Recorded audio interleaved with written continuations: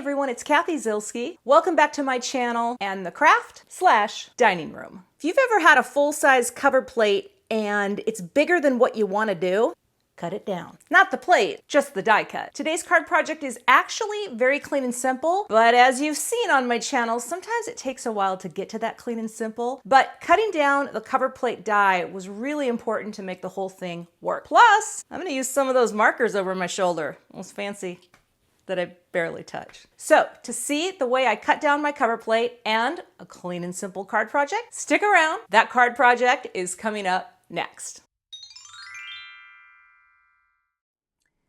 Here's a look at the products I'm going to be using today for my card project. Now, I love a good old-fashioned cover plate die, but I also love that whole look of, well, I guess it's birch trees, isn't it? I'm not sure what this is called. I will have everything linked below. But I wanted to use these cute little deers, and I felt like these deers are just a tiny bit too small for the space. So I have an idea. I'm going to be cropping my cover plate because, you can do that. You don't always have to use it in full size. Now, this may or may not work, but you know what they say?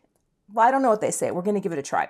I also have the coordinating dies so that I can cut out my deer. Now, I don't do a lot of coloring, and it always intimidates me, but you know what? We're going to go for it. So these are the basics. Let's get started. The first thing I'm actually going to do is go ahead and die cut the cover plate.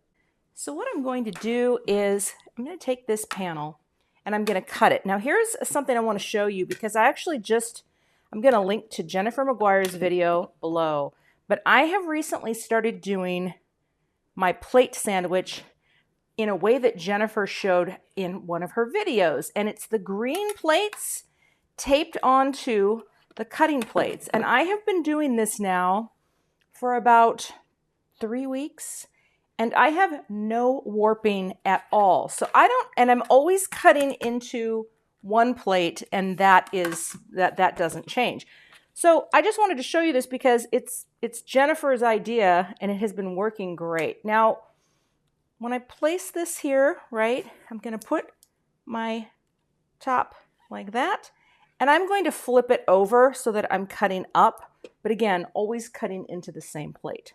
All right, so, and of course I have it on my little rotating clipboard or design board, whatever this is called, from Totally Tiffany, which allows me to keep this in a tight space and rotate it right back around. So let's see how this cut. Oh, I think that cut just fine. Yes, it did. Look at that. All right, I'm going to bring this down to the table and I'm going to see if what I envision will actually work. I'm going to go ahead and pop out all of the pieces so that we have our beautiful little scene cut out. So there's our trees. Now it's time to move on to the most stress-inducing thing, stamping and coloring. I want to have one deer standing and one deer laying, but I don't know. I think I like that one and that one. So they're kind of both looking the same way. Pop you there. And also the nice thing about something like this, this is pretty easy, right? I mean, how can I mess up a deer? One of the things that I'll do before I start coloring is I'll go onto the Google and I'm going to Google cartoon deer because I don't really know what my coloring should look like. I mean, I'm guessing it's brown. But if you are like me and you don't naturally know, like, oh, this is where we're going to color this, just, go on the Google and search whatever it is you are wanting to color. All right, I'm going to stamp these up with Memento Tuxedo Black, which is Copic friendly ink, because I will be using my Copic alcohol markers. And this is the first time they're stamping, which is why I rubbed my finger over it. And I'll probably stamp it a couple times here. So let's bring it down and use my Debby tool and press. I use this tool because, well, it just makes pressing on the MISTI door much easier for me. I have some wrist issues. Nothing too crazy, but crazy enough. Look at that beautiful impression. Of course, the beauty of this stamp positioner, we're going to add one more layer of ink just for a really great impression and stamp. Now I'm going to flip this I'm going to leave my stamps right in the door because why not have a backup? All right, ready to rock and roll. I'm off to Google a picture of a deer. Google the little picture you see right there, and I always type in deer cartoon free download or free images because I don't want to take anyone's artwork and try to copy it. And the only reason I do something like this is so I can remember, okay, wait, the face has got to be lighter maybe, the chest and body, like I'm never sure how to do it. So I think what I'm going to do with this is, because of the nature of this, I'm going to make the faces a nice light color. This is EOO. And then I've got some others for the browns. And then I've got a little, what is this? The R20. Oh, that matches my fingernail, for the inside of the ear. So just keeping it really simple. And then probably for the hoofs, I'll have to bring in something deeper. But I just want to start and see if I can color these. Wish me luck. All right, here we go. So let's just do our little faces. And, you know, when I keep it simple, I'm just going to be happier with the results because I am not a Copic master. But here's the beautiful thing. You don't have to be a master to make something that looks just fine, you know, even better than fine. It might even just be absolutely adorable. But we're just going to get in, color this.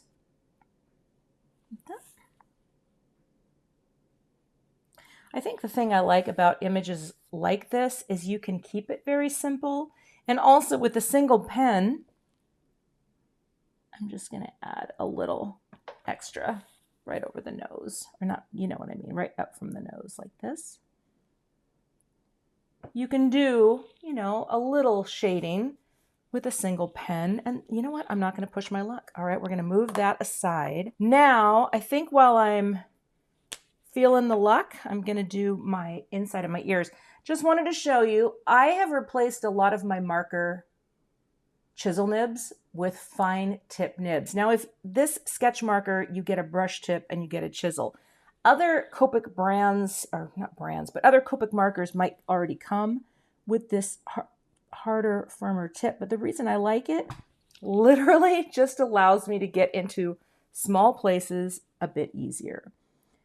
Of course, I've been asked, what happens when your marker runs out? I don't know how to answer that yet because I color so infrequently. And here I'm going to add again, just do a little darker there. I color so infrequently that I've literally only had one marker run out in 4 years. Now, if you were a person who colored all the time, I don't know. I don't know what to tell you. It probably, you know, they're gonna run out eventually. But isn't that pretty? R20. We're gonna color this in like this. And I do have the small tip on this one. Okay. And this is why I like it, because it allows me to not go outside the lines. Does that make sense? Of course it does. We are in sync. And I'm not talking about the band, although that was a little after my time. Some of those 90s boy bands, you know. Although I do love a good karaoke with the Backstreet Boys. Okay. That looks great, right? It's so simple. Kind of want to do the whole thing. I wish I could speed this up while I'm talking, but I think it would sound weird. I still haven't figured out how to add a little music because I'm too worried about copyright infringements, so I just don't even try. Okay, we're just coloring deer body, and notice too, I turn a lot when I'm coloring because I like to pull away like that. I think because I hold my pen kind of odd, and I like to be able to see exactly where that marker is going. Now I am going to switch to the pointy here because this is making me a little bit nervous. Okay. Okay, that's nice. Now we're just sending markers flying. I know I'm supposed to have these showing. That's what a good colorist will do. Try to remember. I don't always remember. And of course, if you go outside the lines, is it the end of the world? Well, no, I don't think it is. Okay, I'm going to zoom in a little more here. I'm getting as close as I can. Let's add a little shading with, I just am testing this because I feel like I'm just mucking it up. We're just going to make a little bit of shading with the E33. I'm going to make the tail a little darker. I'm going to come right here on the back. This is about the extent of shading for me. It's not in the wheelhouse. You know, sometimes it is, but I feel like it's just not, I just don't feel comfortable with it. Let's get a little in the ear. And then of course, you can go back over, there's that marker, if you need to.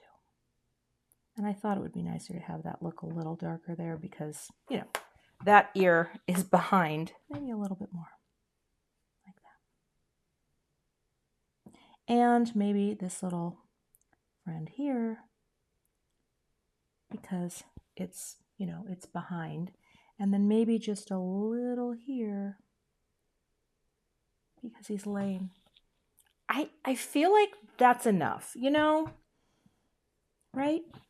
I think that looks just fine. Oh, you know what I forgot to do though? And let's give this friend a rosy cheek. Because look how cute that is. Cute enough. And then a tiny pink nose. The other thing that I have to do is get a hoof color. I'm going to go with something dark. This is clay E44, and I basically chose it because I have a tiny tip here. And that gives me a little hoof. Now, I think that's just adorable. Very simple coloring. I'm going to repeat this off camera because no one needs to watch that twice, and then we'll move on to die cutting. I've got the coordinating dies taped into place. I think I did a decent job, so I'm going to run that through the die cut machine and we will proceed. All right, let's see if I had it lined up well enough. And again, you can see where I'm cutting into this plate, but again, look at the warpage. There is none, so I don't know. I might be stocking up on a few more of the greens because I really like that. Boop. Oh, that looks great. Look at that, friend. Okay, one down. Please let me have had it lined up. Oh, I did. Okay, here's what I want to say too about coloring. See how simple that is, right? We're not shading to the point that we're going to win awards, but that is how I like to color, keeping it very simple. So here's what I'm thinking. I think, again, this forest is too big. Now, I love the frame, and if I had a bigger deer, maybe it would be what I want to do. But I am going to see, and this may not work. But what I'm going to try to do is, oh boy, is this going to stay joined, though? I'm afraid that it's all going to fall apart on me. I have to preserve the bottom. See, here's the thing. Let's position these friends in there. We got to go smaller. Is that? Oh, yeah. See, that's bringing the forest in. I don't think it's going to fall apart. Famous last words, she said. All right, we're taped into place. We're going to put the plate on, and I'm going to cut this out, and I'll show you what it looks like. Let's see if this is going to work. Lift, lift. I'm very nervous right now. I don't want to tear anything. Okay.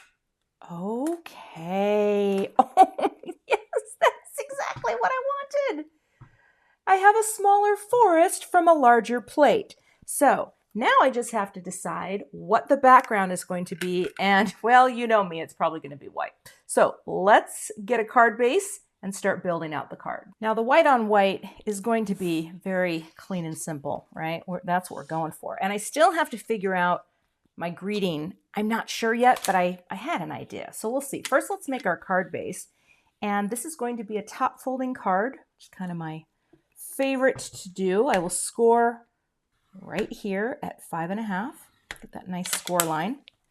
And press this down with my Teflon bone folder. Give that a nice press. So the finished size of this card is going to be 4¼ inches wide by 5.5 inches tall. Need to get some foam tape. or foam squares. I think what I'm going to do is I'm going to add foam squares. I'll just give you a quick peek of how I'm going to do it, but I'm not going to show you the whole process because, you know, paint dry. I'm going to take little foam squares, and I love to use my craft pick for this because it just, you know, you can pick it up and then you have all this good clearance to see where you're placing it. But I'm going to be doing this all over the back, and I may have to trim a few down. I don't know. Will that fit? Oh, look at that. It's right on there. Perfect. I'm just going to cover the back so that we have a bit of dimension. So here's what I'm thinking. Look at that cool, like tone-on-tone dimension. I know they're not really grounded, right? But I want to have, you know, one deer sort of here and the other deer sort of like that, because then they're sort of close together. You know what I mean? And I'm going to put, I think, a thicker foam square behind each of their heads and glue onto here. But before I do that, I need to do a greeting. And so I think what I'm going to do is some sort of I love you so dearly, and I'm going to stamp it in white, and I am going to emboss it in gold because I don't want to take away from the neutralness of this card. So let me go ahead and stamp and emboss this real quick. I'll put it down here. That way I'm not wasting paper. I'm going to do I love you so dearly. I'll just make sure it's nice and below that line, right? I think we're straight. Picking that up, I need to grab some Versamark, prime this a little, rub my hand over it. Okay.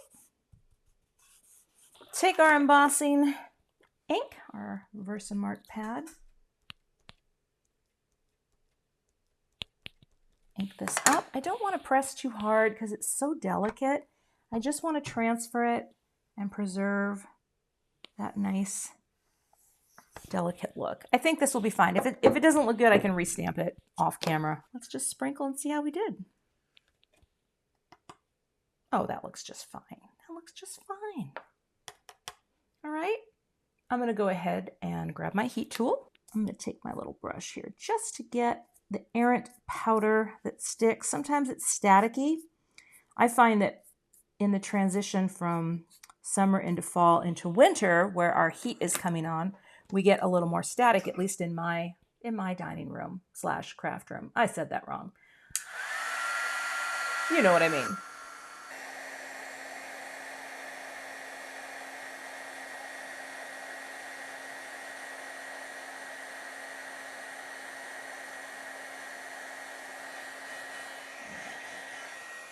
Beautiful. All right. I'm going to go ahead and die cut this with one of my sentiment label dies. We're just going to proceed, and I think that will be the perfect die to cut. So I'll go ahead and cut this out off camera, and then I'll trim it down for the card. Look at that cute little I love you so dearly greeting that has a little gold shine to it. But I want to show you, I always trim my greetings down.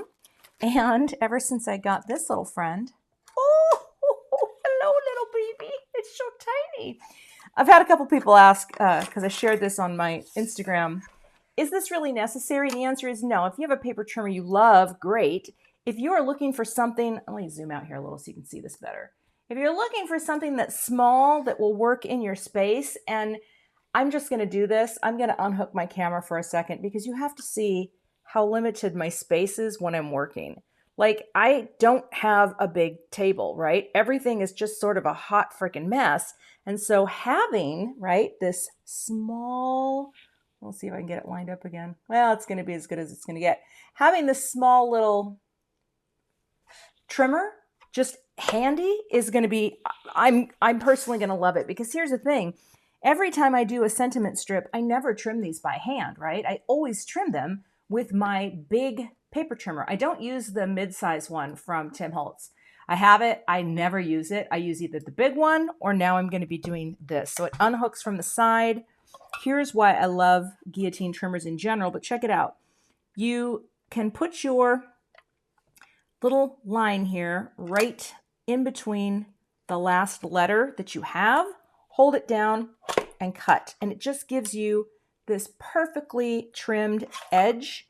And then you repeat it on the other side, and you do the same thing. You center that right with that little plastic nubby lip thing, whatever. Hold everything down, right? I have my fingers on the bottom too, and cut. And what that gives you by using that technique is it's perfectly centered on the strip. You have the same amount from side to side. And that's something that I really love to do with my strips. So I love this little baby. All right, moving on. What if I angled it in the trees? Is that cute? Think it could be. You know, I'm always so linear, but maybe I'll do that. But the first thing I am going to do is I'm going to take off all of the backers, right? Off the back here of the foam that I have placed. I'm just going to work my way around and get all of the backers off of the foam squares. I've got the backers off, and next I'm just going to take little bits of Connect glue and just put a few put like just a bead. I'm trying to get this out right. I've got a little air bubbles in here on each little friend so that I have a little tiny bit of wiggle room just so I can make sure these stick in the right place, because you know foam squares, they stick like a mother, and once you have them down, they're impossible to move without tearing something, or, well, I guess you could use undo, but what I prefer to do is take my liquid glue, and Connect glue is great for this because once it dries too, it's super firm. It's not going to go anywhere. The bottom's how I'm focusing, and I figure if I get the bottom in the right place, the top is going to look just fine. We're wiggling a little. See how you kind of have to, I got to get out of that square. Let's see. Up a little and up just a little bit more. I think that's fine. I want to just confirm before I press that this is straight. Yeah, that's straight enough. All right. There's my forest. The forest for the trees, and of course you've got that great bit of shadowing and dimension. All right, so I think again I'm going to be doing this so that little deer is there, little friend is there. I need some foam squares that are thicker. I'm just going to put one for right now on his head to see, and I don't know why I just decided that was a he. Is that going to be the right dimension? It might be on that friend's head, because I don't want them to slip and, you know, I want them to have the support there. Oh, that's so cute. But then I also want this to be elevated above. Do we think that an angle is cute? You know, I'm just so torn. What would you do? Tell me in the comments, because I rarely do anything at an angle, and I actually think that would be so sweet. But maybe what is throwing me off here is maybe I need to take just a tiny bit more off. So you know what I'm going to do? I'm going to take a little more off each side, because then it will seem, well, you'll see in a second. Sometimes it really is a matter of millimeters as to why something might look a little off. I know that sounds kind of wacky, but if this is a little more contained, well, let's get you back up there, little friend. If this is a little more contained within the frame of this card, see how that looks just a little bit better? And in fact, no, see, I don't like it. I like it at an angle. I like it at an angle. So I think I am going to pop this up, okay? And I might even fill in the space. I just had a moment of inspiration.